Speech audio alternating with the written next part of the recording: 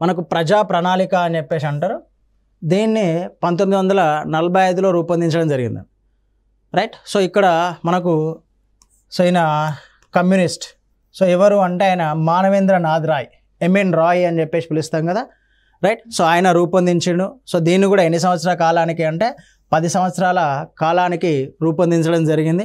So దేనికి ఎక్కువ ప్రాధాన్యతనిచ్చిందంటే ఇప్పటిదాకా మనము గాంధేయ ప్రణాళికలో మాట్లాడుకున్నట్టు అక్కడ ప్రైవేట్ రంగానికి సంబంధించిన వ్యక్తులే ఉంటారు. చూడండి మీరు, ప్రైవేట్ రంగానికి జేడి బిర్లా కావచ్చు, ష్రాఫ్ కావచ్చు, దాస్ కావచ్చు, రైట్, వాళ్ళందరూ కూడా టాటా కావచ్చు, వీళ్ళందరూ ప్రైవేట్ రంగానికి సంబంధించిన వ్యక్తులు. కానీ ఈయన మానవేంద్రనాథ్ రాయ్ మనకి ఏం చెప్పిండు అంటే పరిశ్రమలన్నీ కూడా ప్రభుత్వ ఆధీనంలో ఉండాలి అని చెప్పేసి ప్రణాళిక రూపొందించిండు, రైట్. దానివల్ల ప్రజలకు ఉపాధి అవకాశాలు పెరుగుతాయి అని చెప్పేసి, రైట్. సో పరిశ్రమలన్నీ కూడా ప్రభుత్వ ఆధీనంలో ఉండాలని పేర్కొన్నది ఎవరు అంటే మానవేంద్రనాథ్ రాయ్. అతను రూపొందించిన ప్రణాళిక ఏది అంటే ప్రజా ప్రణాళిక, రైట్. 3 ప్రణాళికలు. సో దాంట్లో ఇంపార్టెంట్ పాయింట్స్, క్వశ్చన్స్.